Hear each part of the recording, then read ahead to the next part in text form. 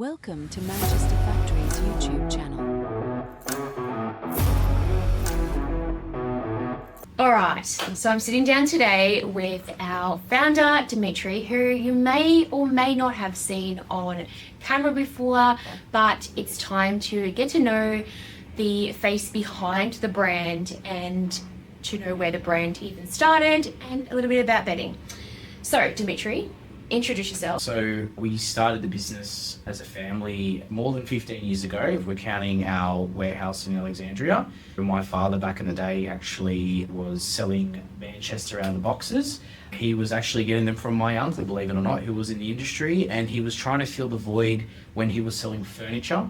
So he was selling this outdoor furniture during the summer, and we found that it dropped off during those summer peaks in the winter season. So he decided to reach out to my uncle and say, hey, can I get some stock on consignment and sell it in our factory warehouse? And that actually took off because where he was positioned was actually a place where the buses and outlet shopping tours would go.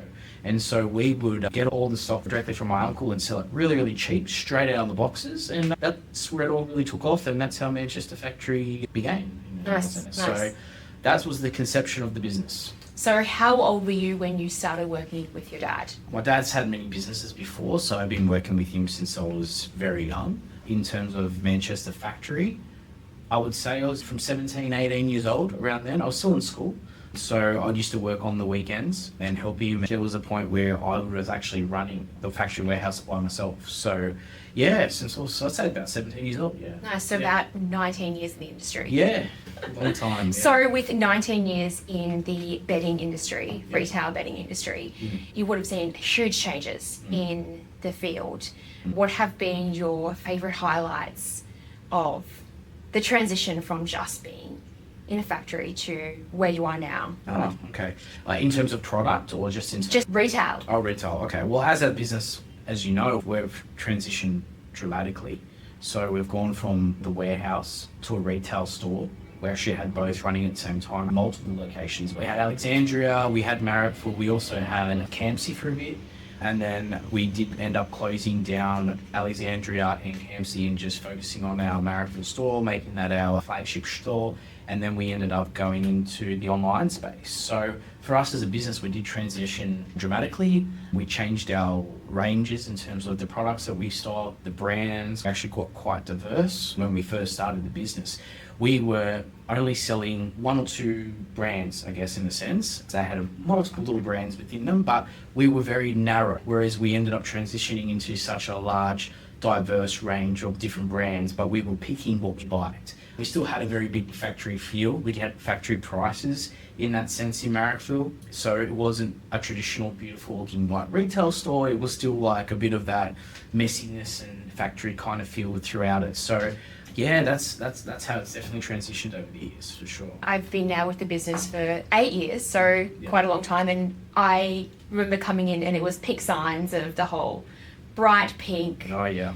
Outlets vibe, and definitely seen a massive change. But you've talked about the transition into the store and then onto online. When was your pivot moment where you realised it's time to take things online? Did you go with the boom, or did you see it before things started to boom online? Well, we actually had a period there that we were quite heavily on eBay. We were working on our website, but also did see great performance on eBay store, so we doubled down on it. Over the years, though, as things progressed, we moved away from stocking as many other products from other brands into our own private label, which supported us to focus on our own website. So there was a pivotal moment in 2020, just before COVID, where we doubled down on our site. We built out a brand new site and took that live. And it was just a timing where we took our site live and then COVID happened and things kind of exploded. But it wasn't just because we launched a new site that it all happened. In that time, we were working on our our own product lines, developing our own ranges, and a few things we were doing behind the scenes. And it was just the perfect time and the perfect moment in my eyes. So COVID was the push to kind of get rid of the retail store. In the end, we had that for nearly 13 years. I think for me, as the owner and working in that store and sort of facing and the rest of it, I personally just had other preferences that I wanted to do in my lifestyle as well, and we just found that we had a lot more growth online. So as a business, we made the decision to, right, we're going to step away from the retail store. We have an opportunity to grow further online. We can sell to all of Australia, where you're stuck selling to a local area, which is, how many people in that certain area compared to, all of Australia. Yeah. So the opportunity was to really focus on the online store, and that's the way we headed with everything now. Yeah. So let's take it back to pre-COVID. What did a typical, let's say, Monday look like for your wife in the store? Oh, crazy. Crazy. Before Shopify, we had many websites, many different versions, but coming back to eBay, we would manually pick the orders. We would write the order numbers down in like a notebook. We would go pick the stock, and we're behind the counter. We would put them down individually, and then we would go through the orders through eBay, looking at the order numbers, looking at this item needs to go, and then we'd pull it up on the screen, do the manual consignment, pack the order, then tick it off in the book, and then take it to the back. And so there's pictures and videos we've got of that at the back of the store, just overflowing of parcels and going out. And then so when the courier would turn up, you'd be like, what's going on? No cages, nothing was, it was all over the place. Everything was manual. And when you're doing 50 orders on a Monday inside a retail store, trying to deal with the customers, and you're lining up all the items behind the counter sort of thing, it's absolute chaos. And that wasn't even, take into consideration sales periods, you'd have 100 orders on some of those days. Yeah.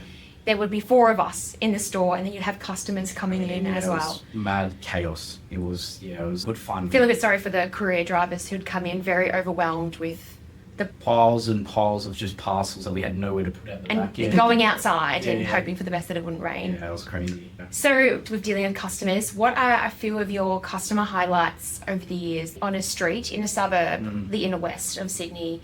You get to know a lot of people, you have your regulars, but is there any customer stories that stand out to you and go, this is why we're in the business that we're in? Well, there's not one particular customer story. There was a lot of customers that were returning customers over the years that I got to know. So, there's that good feeling moment when they come in and you served them before and you just talk to them and they know you on a personal basis. So it's offering that kind of customer service and having that rapport with the customers that was a good feeling.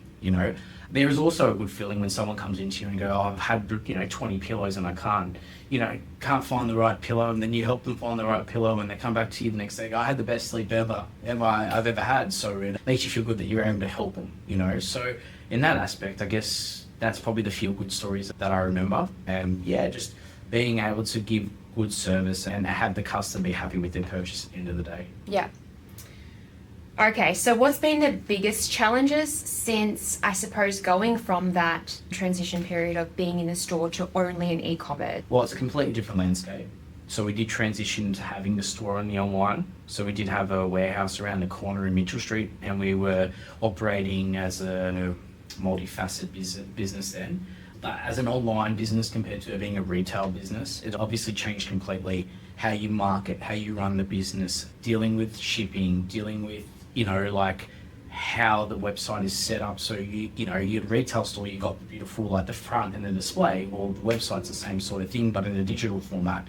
Then worrying about conversion optimization and how we optimize the website for how all the products are displayed. And the landscape's completely different. So the challenge has changed completely, and we're constantly learning, I guess. So when you moved online, and you mentioned before that you started your own brands, when you started your own brands, what did that look like for you? How did you decide it was time to pivot into that?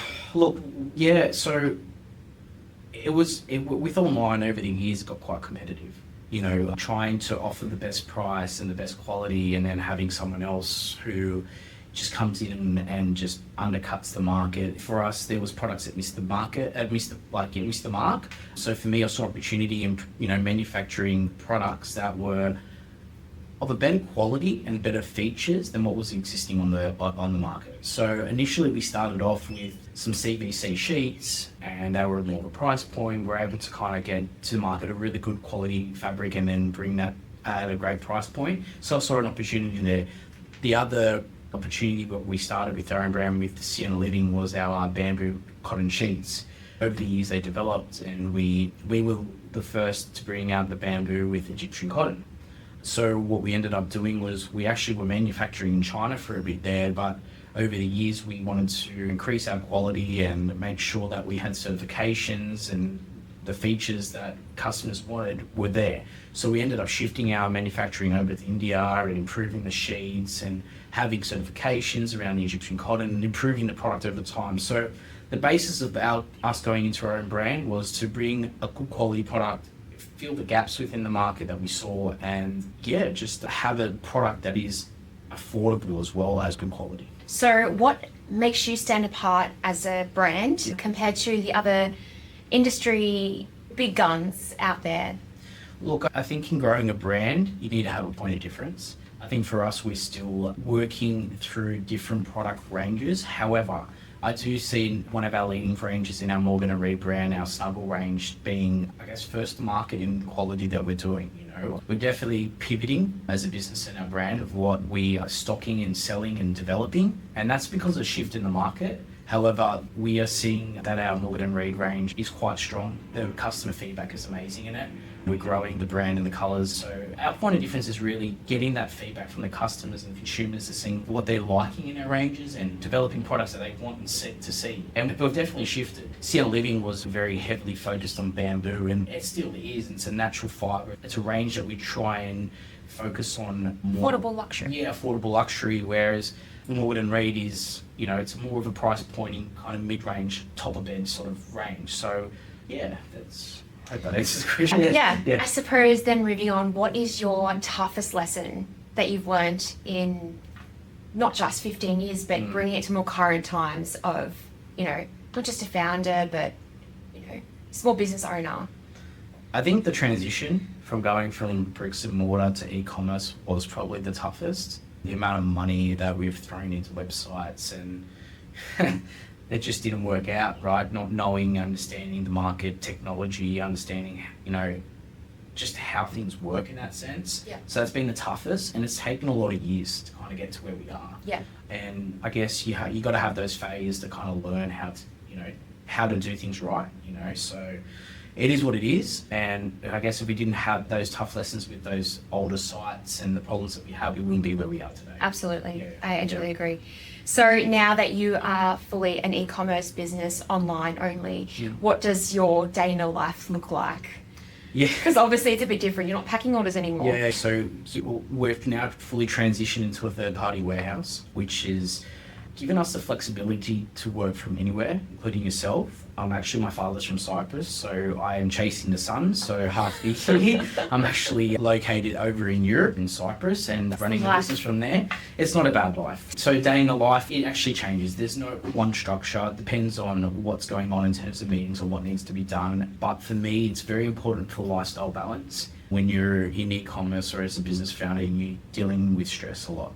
So prioritising health is a big thing for me. One day you might see me working 12 hours, one day you might only see me working 4. And I have the flexibility to really manage my days differently, which is what I love. Being able to prioritise what I want to do in a day, and obviously as a business owner, you've got to have the discipline to actually do the task. If I have something to be done, it's on me to make sure that everything is getting done. It's good to have flexibility, but you need to have the discipline also to stay on task and focused and have the drive to.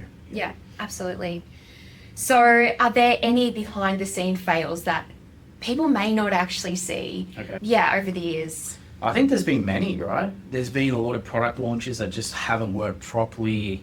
A lot of stuff up in marketing when we've launched stuff on pricing. Like the other day, I changed the banner on the site and I said, hello, was it Spring. Hello Spring, and we're going We're in into autumn. So look, there's been a lot of moments that you have Whoops. these, and it's just a lot going on in your mind constantly. You kind of overlook things, and when you're in the business and you're working on stuff all the time, and you just don't think about it, So yeah, look, there's been a lot of challenges, but predominantly it's like finding a good product that resonates with the customer. I think the amount of times we've had products that have failed is endless. But I think we're on the right path, and with the consumer and customer feedback we're getting, that's the best thing for us. It makes me so happy when we see customers happy with the products. It means we're going down the right path, and that's what we want to do. We want to keep developing good products that customers love, and it improves their experience in sleeping and in the house. Absolutely. And, it comes with the challenges. I think a lot of people think a business, they think lots of staff. And, there's multiple people doing everything.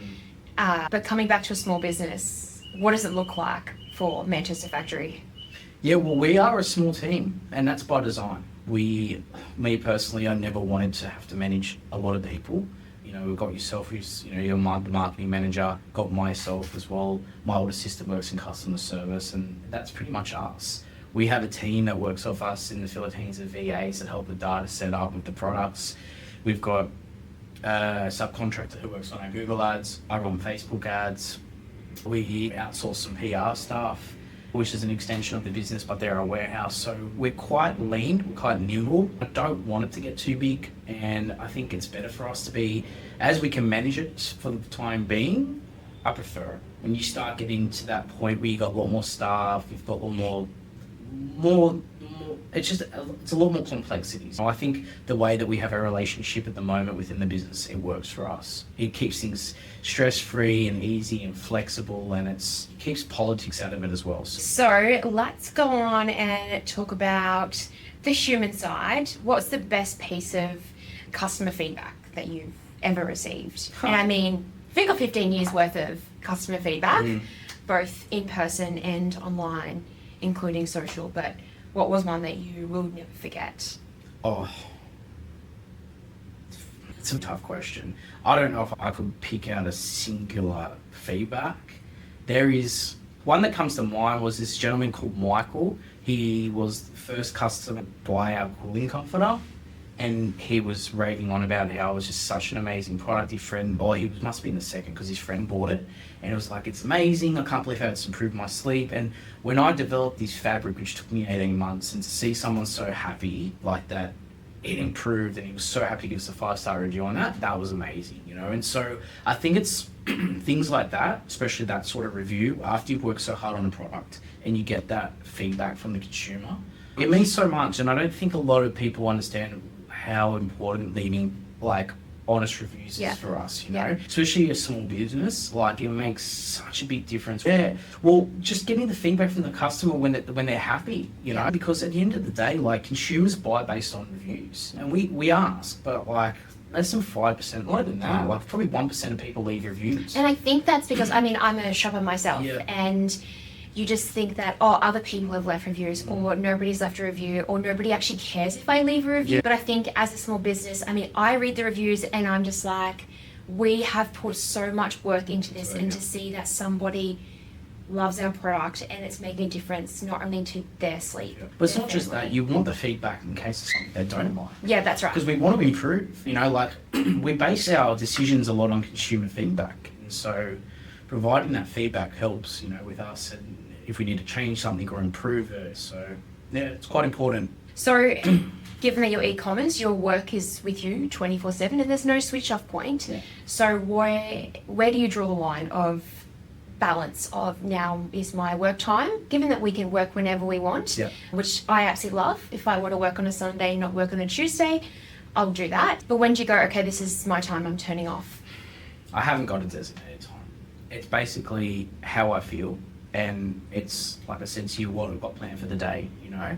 If there's stuff that needs to get done, it gets done, you know. But I do have the ability to go, right, if I'm not feeling too well today, I'll just switch off for the day and come back to it later. So yeah, there's no designated time. There's a lot of flexibility in it. But at the end of the day, like, if stuff needs to get done, you need to be focused and get it done. The business is always I prioritize the work that needs to be done because it's my main driver. I've got big visions for us, what we want to do, and goals, and if you don't stay focused, you don't get there. So on that, how do you prevent burnout, which plays a big role in 2025, where we're in such a hustle culture?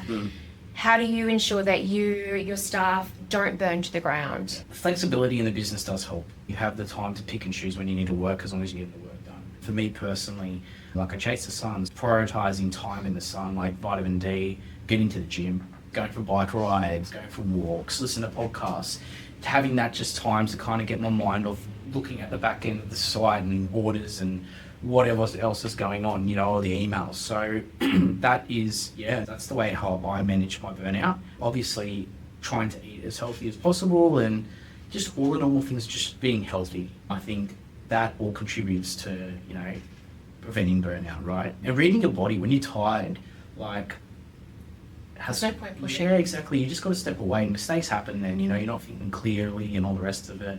Supplementation's really important as well. The way that I kind of manage. For me, my time out is definitely like putting a good movie on.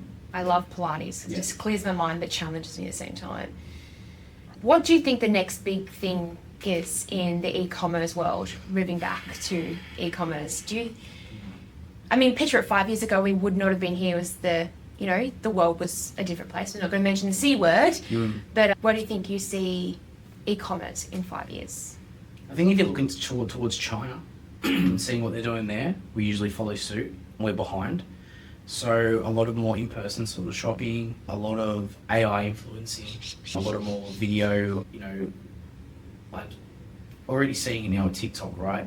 On app sort of purchasing, so live TikTok purchasing, shopping. all that sort of stuff. That's where I see where it's going. Also, that's huge in America. Yeah, it's huge. UK. And then also I can see a lot of the shipping shifting as well. A lot of like same day shipping, quick shipping. I can see companies like Uber down the track utilising their delivery networks so you can feed into their network and the delivery drivers and getting things in like 4 hours sort of thing. So I think that's probably my personal outlook of where we're heading. Which is massive. Yeah, of course. It's going to change the game completely. Yeah, I think we live in an Amazon culture, I suppose. Amazon has completely definitely changed things, and I've seen a few huge businesses where they offer same day shipping, and I think it does change, like, I don't want to wait till tomorrow. Yeah. When and you the can have it tonight. And the drones. The drones, yeah. Well, we don't know when that's going to change in the game too. So who knows? Being a comforter delivered by drone. Well, they're even delivering in China on drones, Like I've been watching it on TikTok where people are getting food delivered to these little hubs they've got set up in certain places, and the drone comes down and then he drops it in and you press your number and here's a package. Wow. So the game will change. Definitely the game is changing, and that's probably the outlook that I can see. Yeah, awesome. Which is a lot in 5 years. Oh, yeah. Especially in Australia. Of course, yeah. Okay, what is the weirdest request you've received from a customer? Funny one. It was probably 5 years ago. It was probably before COVID. We had this customer come into the store. This one stands out so well because I'll never forget it. And we were located on Marrickville Road, which is one of the busiest streets in Marrickville. Yep. Had a customer come in a bedding store. Where's the chocolate? Oh, yeah. Where's the chocolate? Yeah. There's been a lot of requests inside the store of like different things that, we're just scratching our head going, why would we sell this? Very colourful moments, that's for sure. All right, let's move on to some understanding bedding and rapid fire. What are the most common mistakes people make when choosing bedding, in your opinion? Is that just in general? Or? In general. I think when it comes to sheeting, not understanding the fabrics, being misled online about thinking that like bamboo and then not looking at like what it's blended with, for example, it's the same as something else. Thread count as well, and like if you're looking at a sheet that's 1,000 threads, like it's not going to be the same as something else that's a blended fabric, 1,000 threads. So not understanding from a core basis the basics of like how the sheet's constructed and thinking, comparing oranges with apples. Yeah. It is hard online, but to have a general understanding is going to actually help you know what you're buying, and comparing like different qualities in products and where they're manufactured does actually matter. Like our down and feathers that we make here in Australia is such a high quality compared to some of the products made in China. We know that the manufacturing process behind the down and feathers that we go through, they remove impurities, they wash the feathers, so they make them so they can be used for people with allergies, compared to the duck down used in China, to preserve the fabric, the materials, and that preserves dead bodies. So that sort of chemicals and stuff is not good to be breathing in. So I think just understanding and knowing about materials and understanding the, what the product has been made with. Yeah, we tried our best to be quite transparent about materials and all the rest of it, but we can only do so much. At the end of the day, the consumer's got to, have some sort of knowledge around it to be able to compare, and we do our best to educate, but... So if you're talking about blends, there is a lot of products on the market that are very cheap. Yeah. And people see the word bamboo, for example, and it'll be $39 for a sheet set. Yeah. Why is it $39 for a bamboo sheet set? And there's others that are over $150 for a bamboo sheet set? We got to look. It comes down to the fabric, right? So it's usually those $39 ones are probably 10% bamboo. 90% microfiber synthetic, so it's a type of polyester. It's used quite loosely. There's different grades of polyesters. The microfiber is usually considered to be a higher quality. However, because there's no real sort of regulation kind of honing down on it, people just use microfiber loosely, and it might be just a standard kind of cheap polyester, fabric. So what happens is they blend the bamboo, and because there's 10% bamboo in the sheet with the microfiber, they can go bamboo, and they might hide the fact that there's a synthetic base into the fabric, and so you're usually getting what you paid for. Yeah. You'll find also with those sheets, the stitching and the finishing is terrible. It's too good to be true. There's a reason for it, and that fabric will not compare to something that is a pure natural fabric, Yeah. What's another misconception customers have, or not just customers, but people in general, about bedding that really has an impact on what they're buying? Thread count, I think, is probably the one thing. People not understanding that it's manipulated like crazy. It means nothing. The way they construct sheets these days, you can get away with anything now. I've even seen sheets that don't even have threads that are microfiber, for example, because microfiber and synthetic sheets don't have yarns. They're just microscopic threads. And they're putting like 2,000 thread count on them. Yeah, it's crazy. That's misleading the consumer completely. Not even, it's... Who's counting that too? Well, you can't. Like, it's so many... If you get a microscope and you, drill down on it, it's not even... Because they're not yarns, so they can't be calling that, but they still bring them in and they still sell them on the market, and there's no one regulating it. So it's very, very cheeky in that sense. But it's frustrating when you're a brand trying to bring in a good product and you're being compared to this crappy quality on the market. Yep. So, yeah. If customers are to feel a fabric when they buy it, for example, especially online, because you're not feeling it before you buy it, you've bought it and it feels amazing, but then you've washed it and it feels like crap. Why is that? Is that got to do with the fabric? Has that got to do with how you've washed it? There's not one reason, right? So could be that. Could be like there was a finish on it, so that after washes it changes the feel. It could be the fact that you've washed it incorrectly. You've washed it with a towel, you haven't followed the instructions. What? You don't wash sheets and a towel together. Especially with sheets, you can cause pilling. The machine's going to have the towel rubbing against the sheet, and it's quite full on in that washing cycle. So you never wash a towel with sheets. You keep them separate.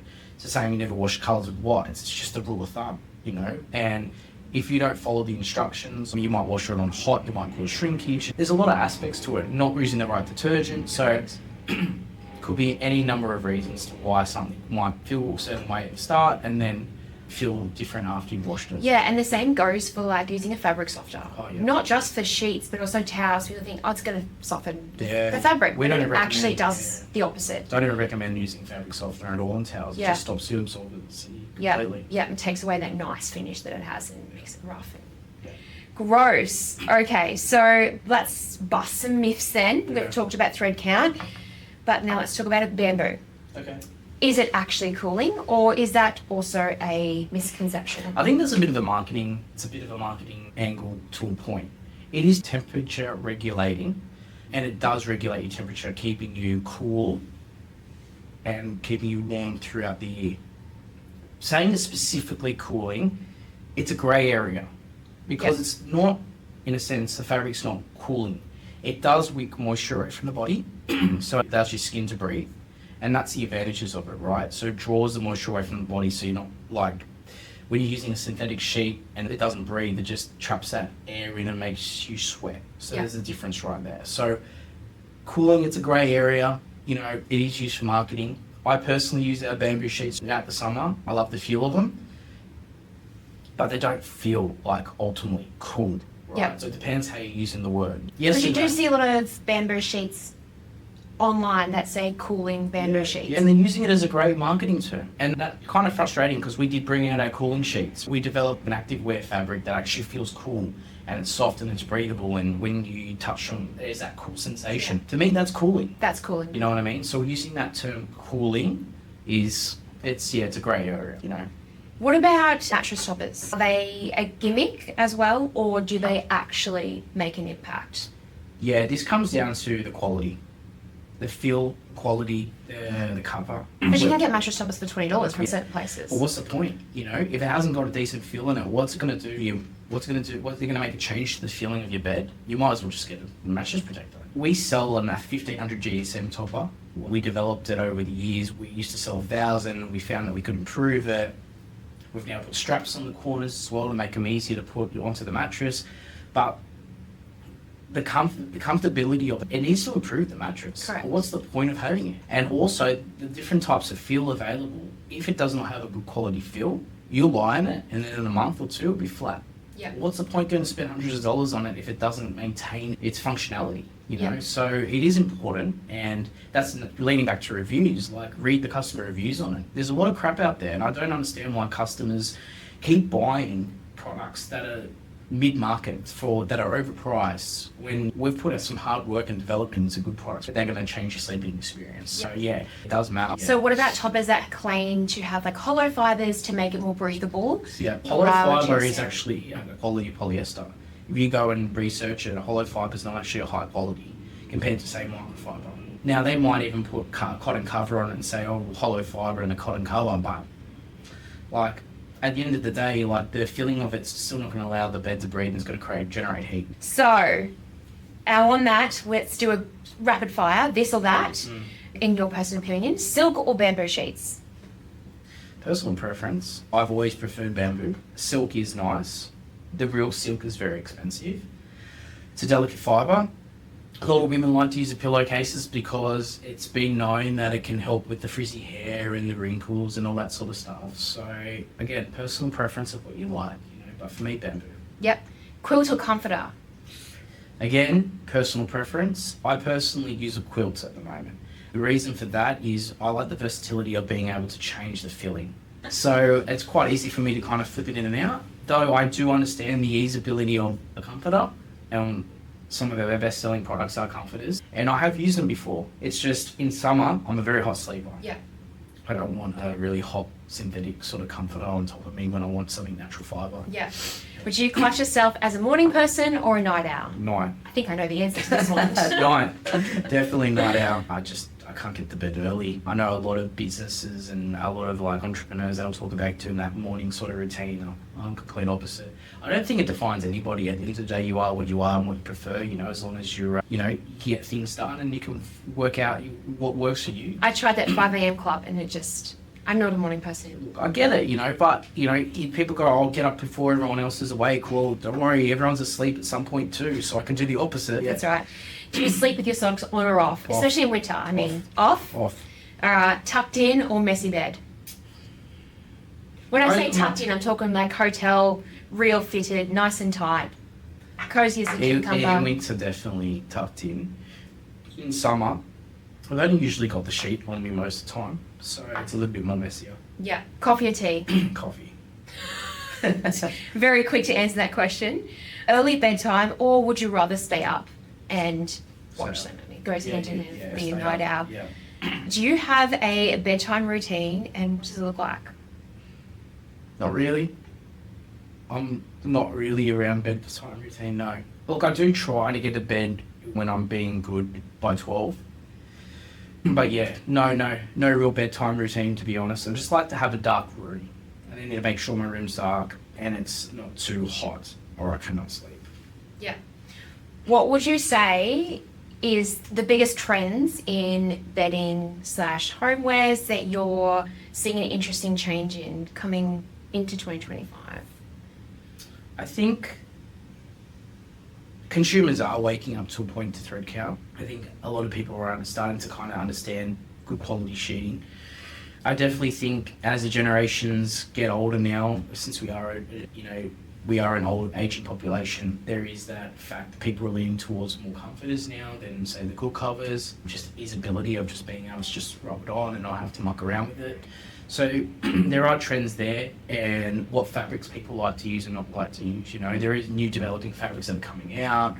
So there is a shift from, what people bought previously and that were willing to buy, like The thick white sheets. look, you still get the generational that like those thick, heavy sheets, but I definitely think our age and millennials sort of do like a softer, silkier kind of sheet compared to the old generations that want that crisp, kind of sheets. We did bring out that Morgan Reid crisp because we do have customers still wanting that heavy, thick cotton sheeting feel. So there is the shift over the years. I still think we're still in a transition period, but yeah, we're definitely seeing different things come through that we didn't sell like years ago, right? So talking about millennials and the age of social media, which obviously we're moving away from social media, it's now moving towards more like an interest media, and we're seeing what we want to see. Do you think that has an impact on people's buying decisions and habits? Oh yeah, for sure.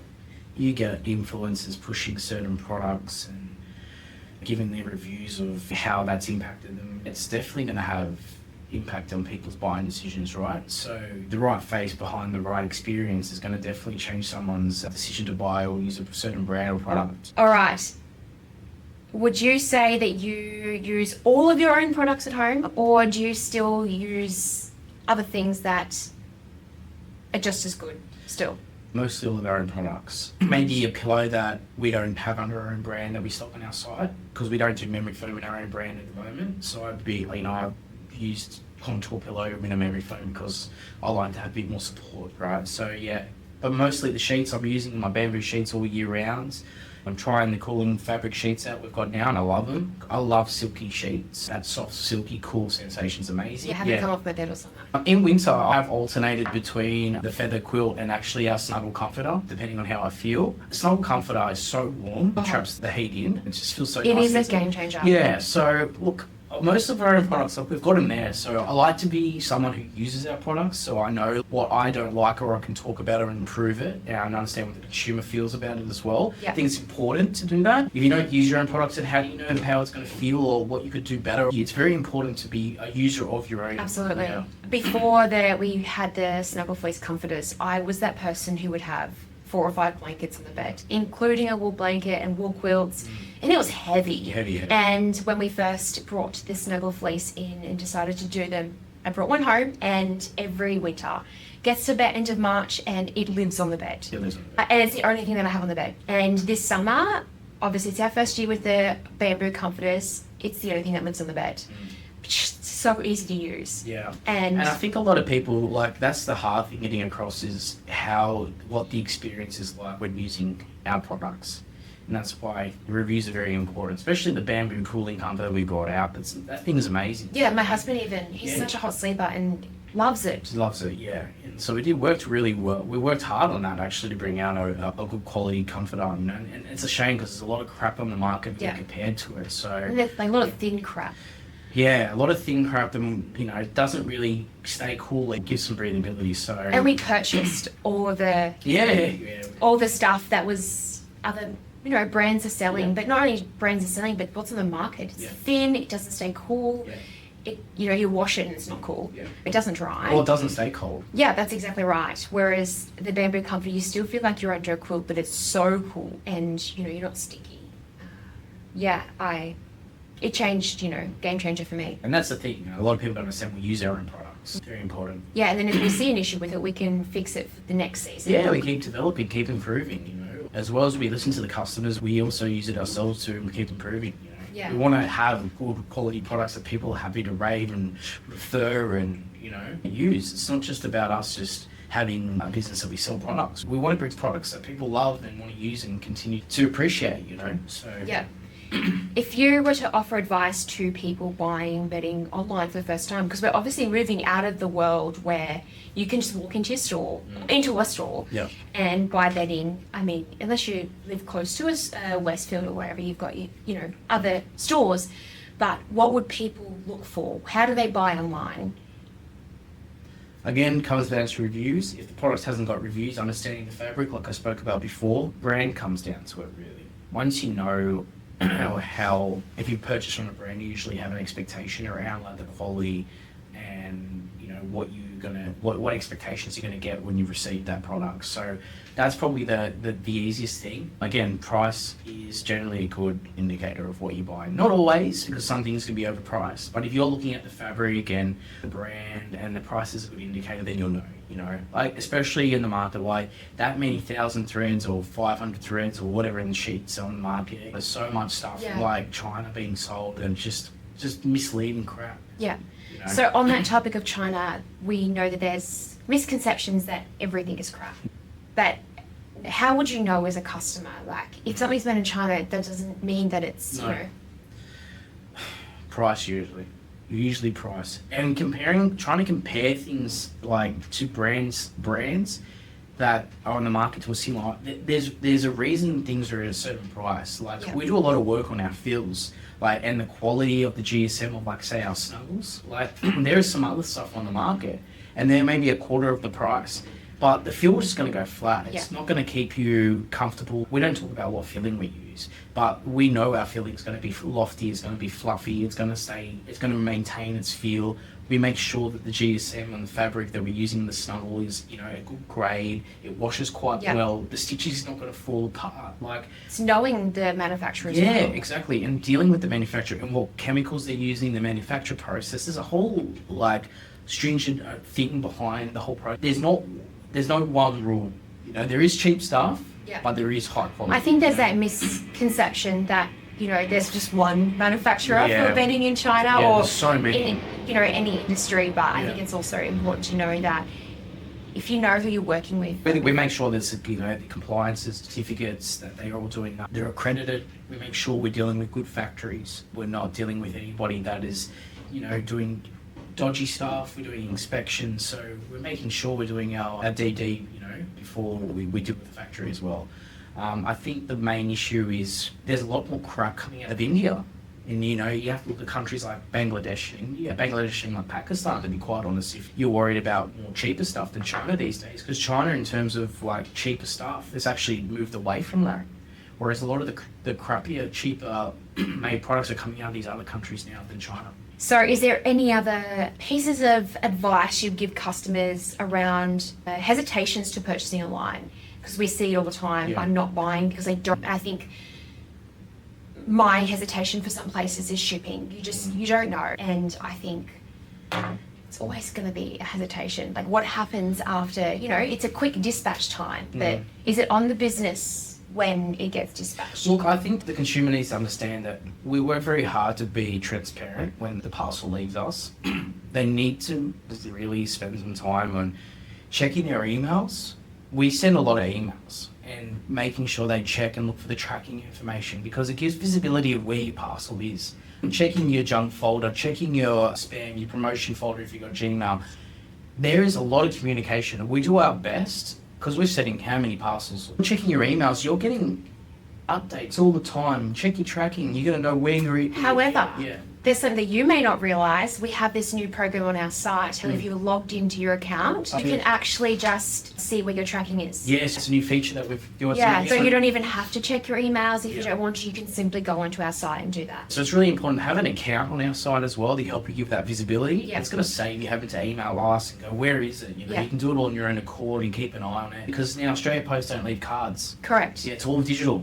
So even if they miss you, if you're not checking the tracking, you're not going to know it's sitting at the post office. And I actually spoke to my local delivery driver, and I was like, oh, just leave it at my front door if I'm not home. And he's like, I can't. And he's like, I know who you are, but they're just not allowed to. They will take it to the post office. Unless the sender puts authority to leave, they will not do it. And sometimes even then, he's like, if it doesn't look like it's safe, then he won't. Which I think, you know, some people they blame the business for you not leaving it, but it comes down to it's not safe.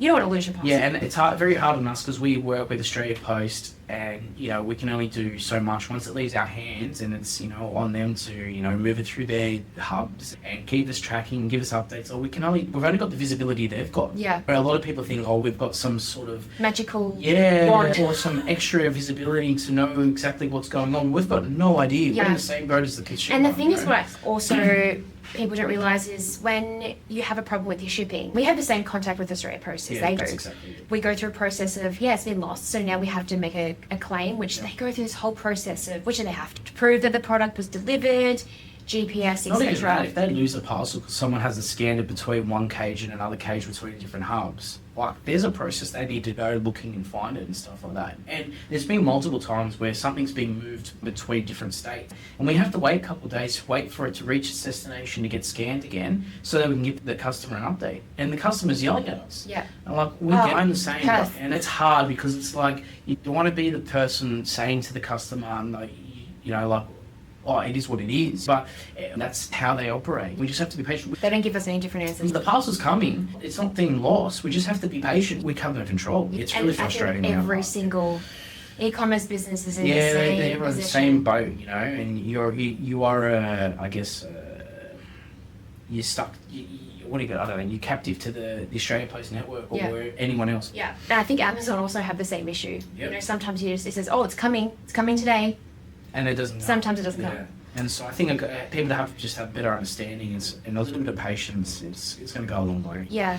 So back to the new program that we have on our site. Yep. You can also add things to your wish list. So if you didn't want it now, or you're waiting to have the money, or you need some more time to think about it, you can save it for later. Well, you just log back into your account. Yeah, so the next time you go onto our site and you're Amazing. logged in, your wish list is there. You just click on the heart in the page. So for example, you're on the Snuggle Fleece page, you save it to your wish list and then come back to it. But if you don't save it, it'll also show there as previously browsed. Oh, previously browsed. Yeah, and so it I also forget about it. and it also have recommendations. Oh, amazing. So if you've looked at your Snuggle Fleece but it's summer, it'll recommend you something that you might like. That's Yeah. cool. That's So- such a good feature. Yeah, it's so cool. I love the new rollout. I think it's going to be a game changer, especially tracking, wish lists, Yeah. recommendations. I think the tracking thing is amazing. You know, I really love that feature. It's going to help customers the visibility for sure. Well, it's been great chatting. Any other pearls of wisdom? No, not really. My throat's starting to go on me now, so... I could talk for hours. No, yes, just can talk for hours. I'm complete opposite to her. So, But we've learned a few lessons today that A, Jess is technologically challenged. yes. Dim thinks he's not, but he's definitely. Because I'm not. He doesn't. I like all the techie devices and I want all the techie devices. She just doesn't know how to use them. Or Yeah. it takes her 2 years to work them out. We'll get it. All right, well, stick around for the next round of interviews or podcast with Amelia, and we'll talk soon. Thanks. Good. We should talk for an hour.